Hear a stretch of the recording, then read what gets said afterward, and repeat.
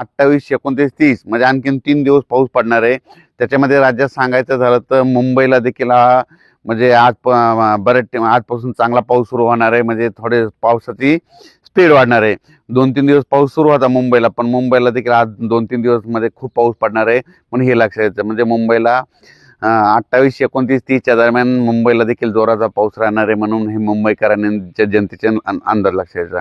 त्याच्यानंतर राज्यात सांगायचं झालं तर महाराष्ट्रामध्ये सांगायचं झालं तर कोकणपट्टीमध्ये देखील ना जवळपास 28, 29, 30 ऑगस्ट पर्यंत कोकणातला पाऊस देखील चालू राहणार आहे.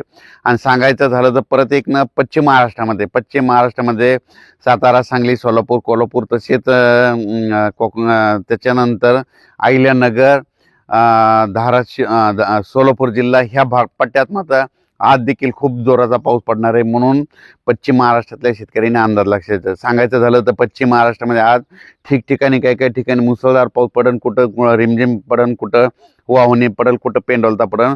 म्हणून हा पश्चिम महाराष्ट्राच्या अंदाज शेतकऱ्यांना अंदाज येतो. 29-30च्या दरम्यान राज्यात पाऊस पडणार आहे. 31 पासून थोडा पावसाचा जोर कमी होणार आहे. 31, 1, 2, 3 पर्यंत कमी होईल. त्याच्यानंतर राज्यात परत 4 ते सप्टेंबर पुन्हा पाऊस येणार आहे. म्हणून हा अंदाज लक्षात द्यायचा.